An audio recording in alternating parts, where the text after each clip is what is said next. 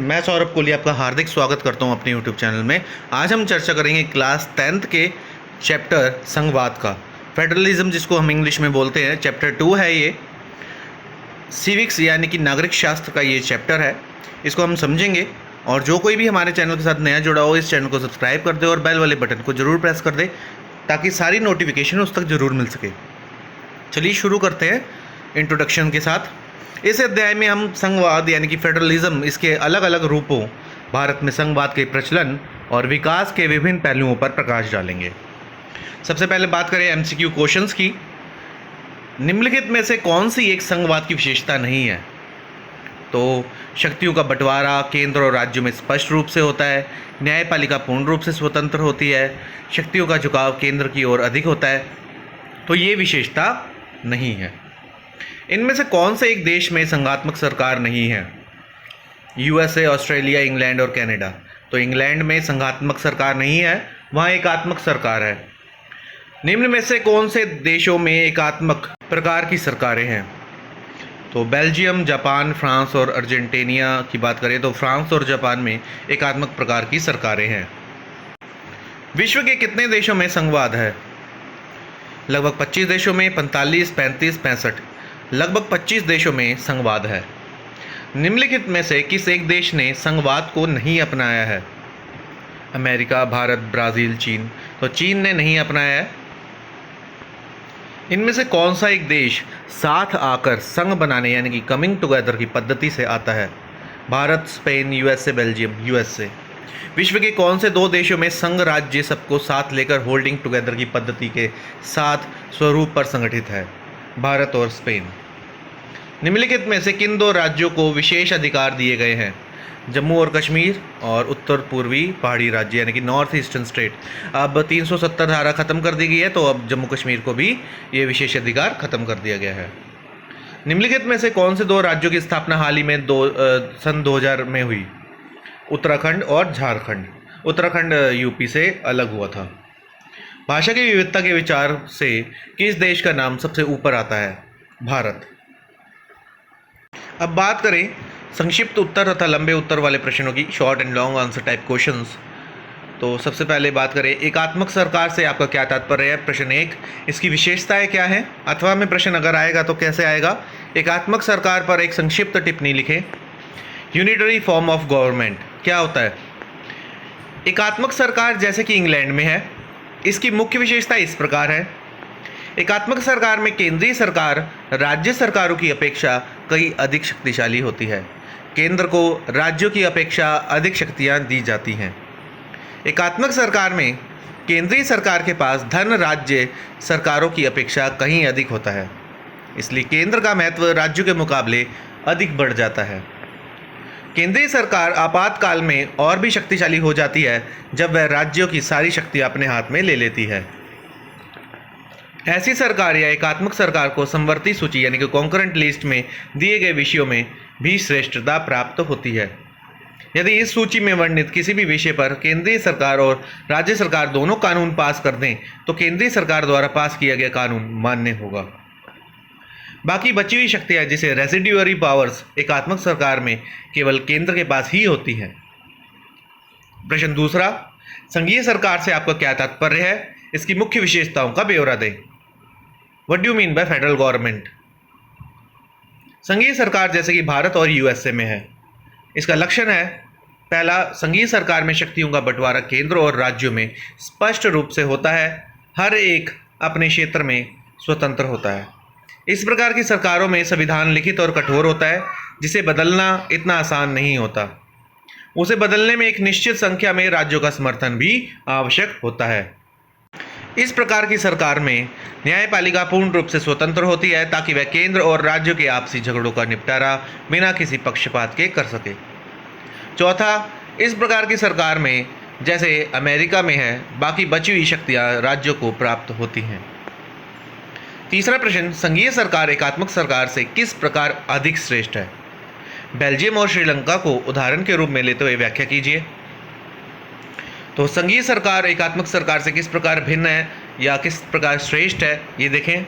एकात्मक सरकार वह होती है जहाँ केंद्र ही सर्वे सर्वा होता है, यानी कि बेस्ट यानी कि टॉप पर पोजीशन पर केंद्र ही होता है, परंतु एक संघीय सरकार में केंद्र और इकाइयों में शक्तियों का बंटवारा होता है। यदि हम आज के युग में देखें तो संघीय सरकार ही एकात्मक सरकार से श्रेष्ठ नजर आती है, विशेषकर जब विभिन्न जातियों, धर्मों और भाषाओं के लोग एक साथ एक देश में रहते हों। जैसा कि हमने पिछले अध्याय में देखा कि किस प्रकार एकात्मक सरकार ही श्रीलंका में असफल सिद्ध हुई, जबकि संघात्मक सरकार बेल्जियम में सफलतापूर्वक अपना कार्य कर रही है। ऐसा इस कारण हुआ क्योंकि जबकि बेल्जियम में हर प्रकार के लोगों की विभिन्नताओं का आदर करते हुए उन पर बहुसंख्यक लोगों की इच्छा अल्पसंख्यक लोगों पर थोपी नहीं गई, जबकि लंका में बहुसंख्यक लोगों की इच्छा भाषा, जाति, धर्म के रूप में अल्पसंख्यक लोगों पर थोपने का निरंतर दौर चल पड़ा है।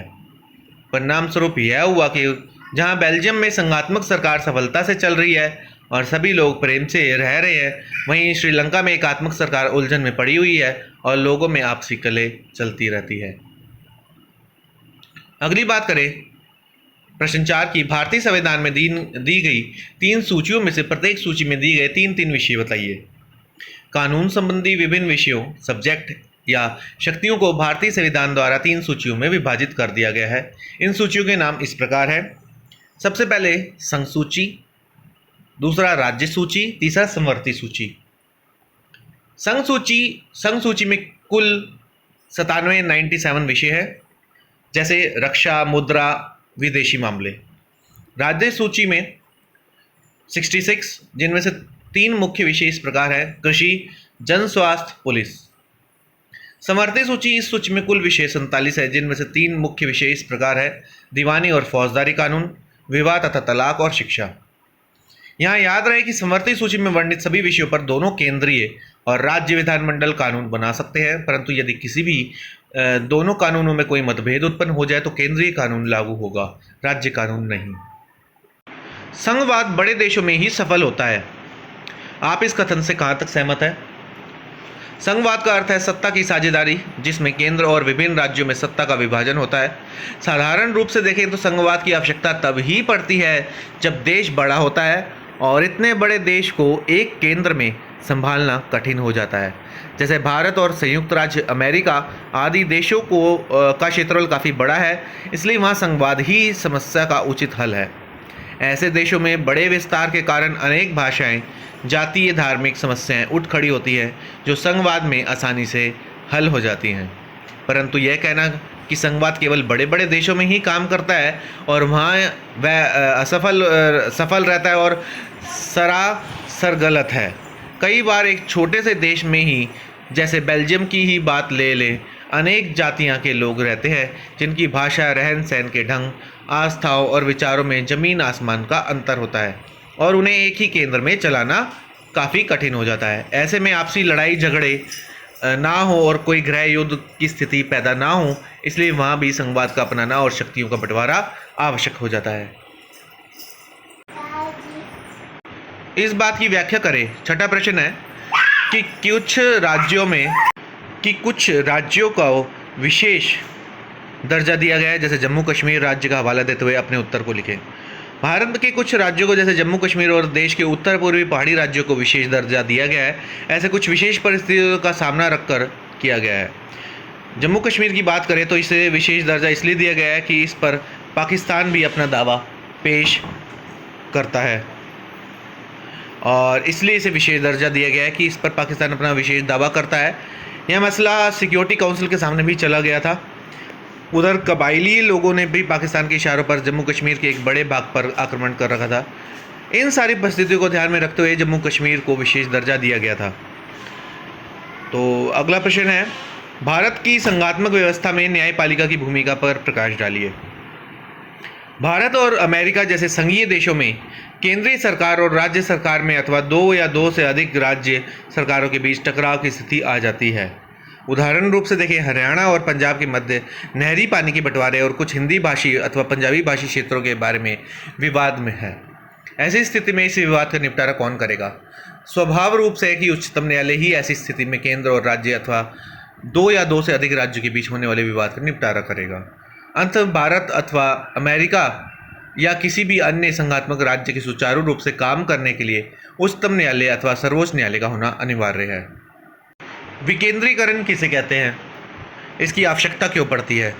जब केंद्र और राज्य सरकारों में से शक्तियां लेकर स्थानीय सरकारों को दी जाती हैं तो इसे सत्ता का विकेंद्रीकरण कहा जाता है। विकेंद्रीकरण को क्यों आवश्यकता होती है, इसके अनेक कारण हैं। जैसे भारत में बहुत से राज्य जैसे उत्तर प्रदेश, राजस्थान, मध्य प्रदेश आदि आकार में इतने बड़े हैं कि राज्य की सरकार अपनी विभेद इकाइयों की और पूरा ध्यान नहीं दे सकती, इसलिए उनका प्रबंध पूरी तरह से ठीक नहीं हो पाता। विकेंद्रीकरण से यह मसला हल हो जाता है। कुछ राज्यों में अनेक भाषाई लोग रहते हैं, अनेक जातियों के लोग रहते हैं, अनेक धर्मों के लोग रहते हैं, जिन सबकी आकांक्षाओं को पूरा करना राज्य सरकारों के बस की बात नहीं है। शक्तियों के विकेंद्रीकरण से अनेक विभिन्नताओं को हल करना आसान हो जाता है। विकेंद्रीकरण के परिणाम स्वरूप बनी स्थानीय संस्थाएं विकास कार्यों में बड़ी सहायक सिद्ध हो सकती हैं, क्योंकि किसी स्थान विशेष के स्थानीय लोग ही अपने क्षेत्र की आवश्यकताओं तथा समस्याओं को भली प्रकार समझ सकते हैं और उन समस्याओं का समाधान भी वही खोज सकते हैं। इस कारण से स्थानीय लोगों को जब सहयोग मिल जाता है तो विभिन्न स्थानीय कार्य आसानी से संपन्न हो जाते हैं। स्थानीय लोगों का यह सहयोग स्थानीय संस्थाओं के द्वारा ही प्राप्त हो सकता है। 1992 के संविधान के पहले और बाद के स्थानीय शासन के दो महत्वपूर्ण अंतरों को बताइए। 1992 के 73वें संविधान संशोधन ने स्थानीय शासन के क्षेत्र में अनेक महत्वपूर्ण सुधार किए गए हैं। विशेषकर ग्रामीण और नगरीय स्तर पर शक्ति के विकेंद्रीकरण की दिशा में उठाए गए महत्वपूर्ण कदम। 1992 से पहले स्थानीय स्वशासी निकायों के चुनाव ग्रामीण और नगरीय स्तर पर कोई नियमित रूप से नहीं होते थे, परंतु 1992 के संविधान संशोधन के पश्चात चुनाव नियमित रूप से कराना संवैधानिक बाध्यता बन गई। 1992 के संशोधन से पहले निर्वाचित स्वशासी निकायों के सदस्य तथा पदाधिकारियों के पदों में अनुसूचित जातियां, अनुसूचित जनजाति तथा पिछड़े वर्गों के लिए सीटें आरक्षित नहीं थी, परंतु 1992 के सुधारों के बाद इन जातियों के लिए सीटों का आरक्षण कर दिया गया है।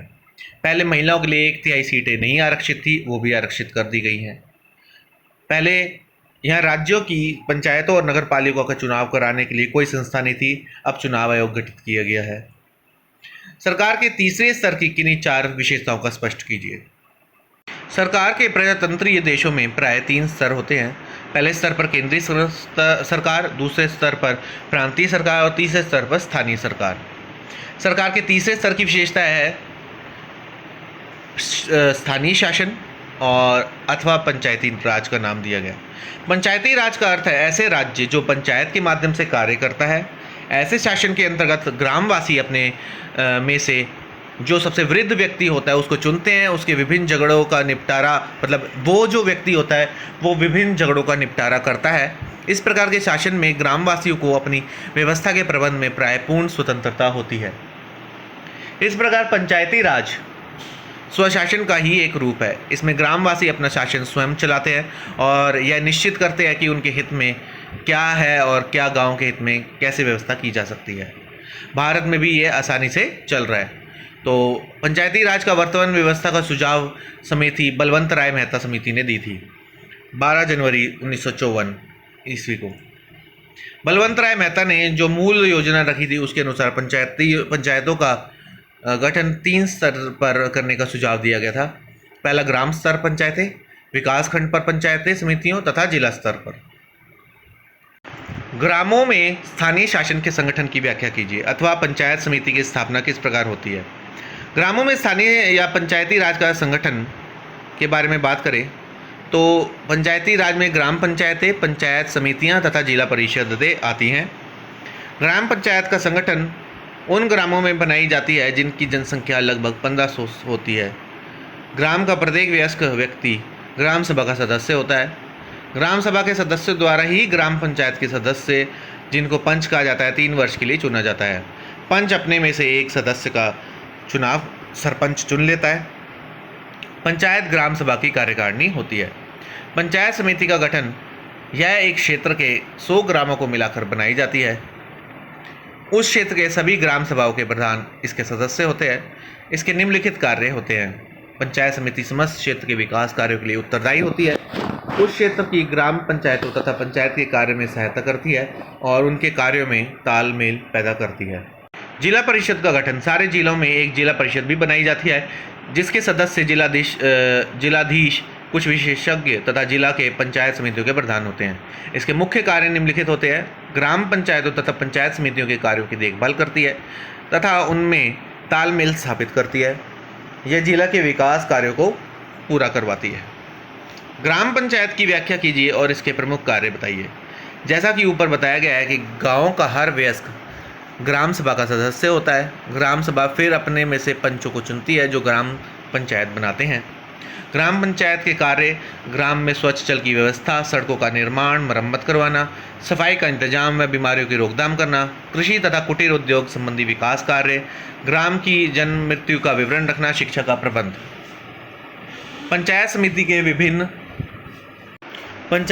विभिन्न कार्यों का उल्लेख करें तो पंचायत समिति के कार्य अपने क्षेत्र में कृषि तथा उद्योगों की उन्नति करना, अपने क्षेत्र की सड़कें बनवाना तथा इसकी मरम्मत करना, अपने क्षेत्र के ग्रामीणों को वैज्ञानिक विधियों से पशुपालन सिखाना तथा कृषि के लिए नए तरीके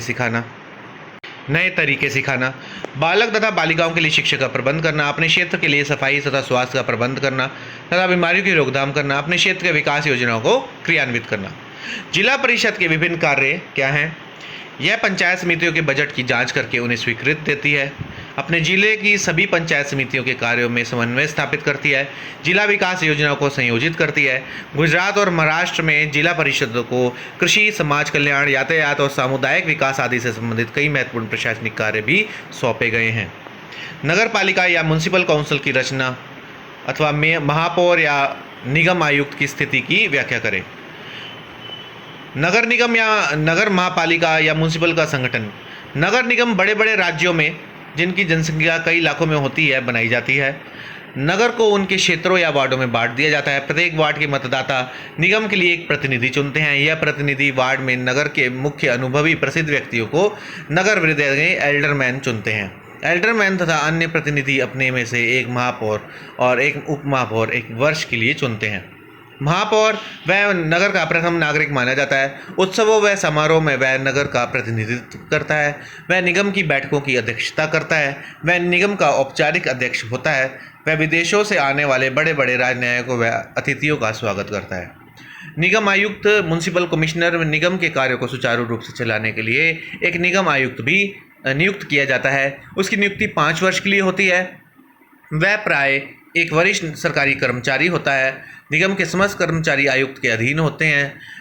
वह नगर निगम द्वारा निश्चित की गई नीतियों का कार्य रूप देता है। इस प्रकार उसको अनेक प्रकार की शक्तियां प्रदान की गई हैं ताकि वह सुचारू रूप से नगर निगम के काम को चला सके। अब लॉन्ग आंसर टाइप क्वेश्चन में देखें संघवाद क्या है, इसकी महत्वपूर्ण विशेषता कौन कौन सी है, किन्हीं 4 विशेषताओं का उल्लेख कीजिए। संघवाद या संघीय शासन व्यवस्था वह है जिसमें देश की सर्वोच्च सत्ता केंद्रीय सरकार और उसके विभिन्न आनुषागिक इकाइयों के बीच में बढ़ जाती है। की फीचर्स की बात करें तो संघ सरकार 2 या 3 स्तरों वाली होती है। विभिन्न स्तरों की सरकारें एक ही नागरिक समूह पर शासन करती हैं, परंतु उनके अधिकार क्षेत्र अलग अलग होते हैं। संविधान में विभिन्न स्तरों की सरकारों के अधिकार क्षेत्र का स्पष्ट विवरण दिया जाता है ताकि आपसी झगड़ों का कोई संभावना न रहे। एक सर्वोच्च न्यायालय की व्यवस्था होती है जो केंद्र और राज्य तथा विभिन्न राज्यों के बीच अधिकारों के विवाद की स्थिति में महत्वपूर्ण भूमिका निभाता है। शासन के संघीय और एकात्मक स्वरूप में मुख्य अंतर। सबसे पहले संघात्मक की बात करें, राष्ट्रपति ही नाम मात्र का है और वही वास्तविक अध्यक्ष होता है। अध्यक्षात्मक सरकार में प्रधानमंत्री नहीं होता।